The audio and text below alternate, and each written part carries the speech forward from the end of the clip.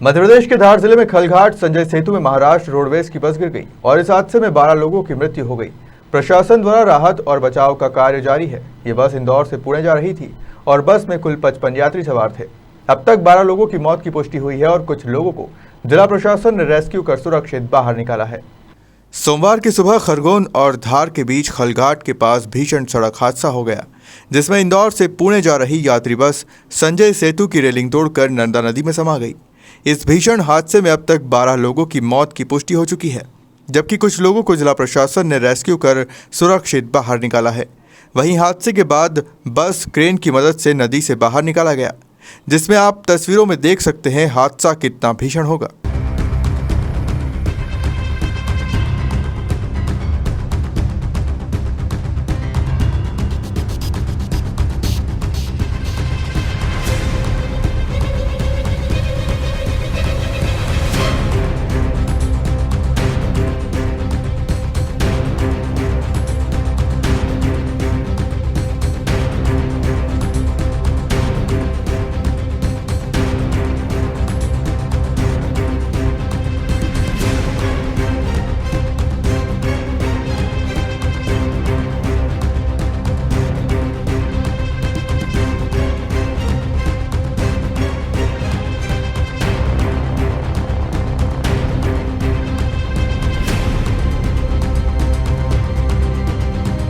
हालांकि हादसे से कुछ पल पहले का सीसीटीवी वीडियो भी सामने आया है, जहां बस कुछ समय के लिए रुकी थी और बस में सवार यात्रियों ने नाश्ता किया।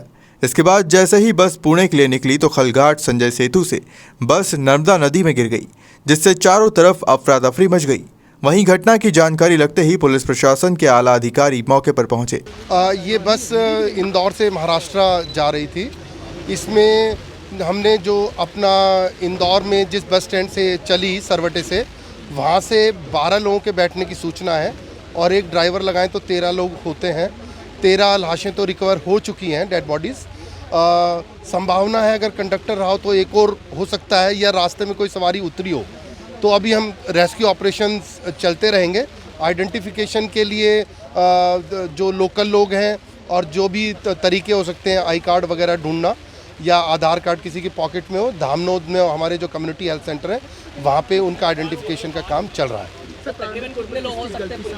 मैंने बताया ना कि 12 लोग सरवटे बस स्टैंड से चढ़े थे और एक ड्राइवर होगा, तो 13 तो इंदौर से चले हैं। रास्ते में कोई बैठ भी सकता है और उतर भी सकता है, इसलिए निश्चित तौर पे नहीं कह सकते कि कितने लोग थे। प्रारंभिक तौर पर किसकी गलती सामने आ रही है?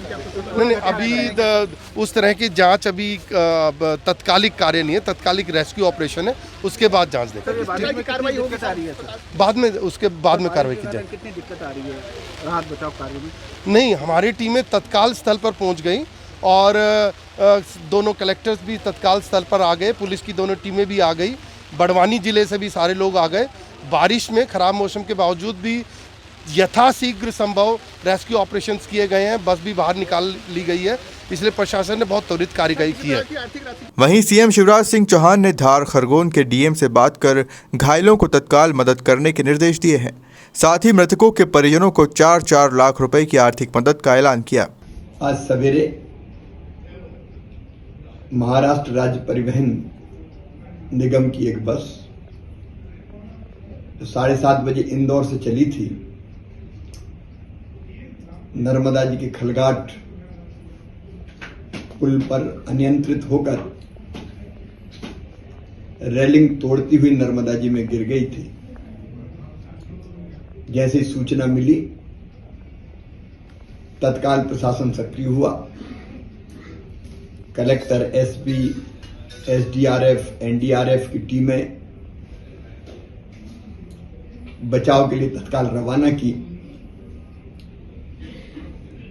और दुर्घटना के आधा घंटे के अंदर ही कलेक्टर, एसपी दुर्घटना स्थल पर पहुंच गए थे। बस तो निकाल ली, लेकिन कहते हुए मन पीड़ा से भरा हुआ है कि हम बस में सवार लोगों को बचा नहीं सके। अब तक 13 शव निकाले जा चुके हैं।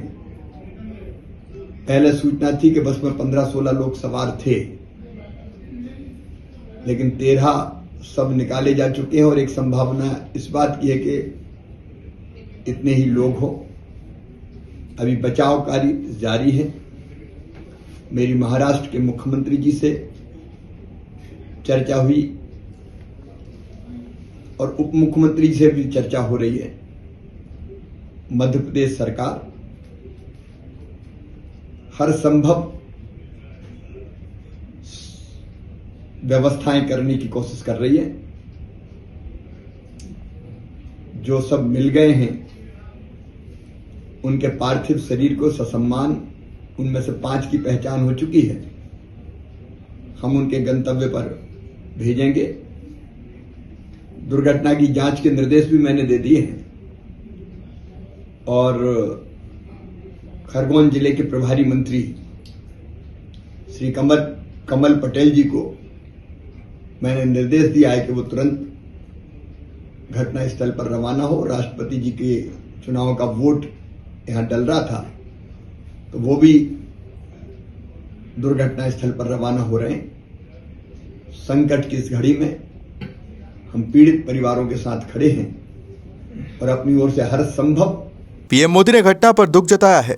उन्होंने कहा कि मध्य प्रदेश की धार में हुआ बस हादसा दुखद है। मेरी संवेदनाएं उनके साथ है जिन्होंने अपनों को खोया है। बचाव कार्य जारी है और स्थानीय अधिकारी प्रभावित लोगों को हर संभव सहायता प्रदान कर रहे हैं। बस दुर्घटना में जान गंवाने वालों के परिजनों को PMNRF की ओर से 2-2 लाख जबकि घायलों को 50,000 रुपए दिए जाएंगे। ब्यूरो रिपोर्ट, खबर मध्य प्रदेश।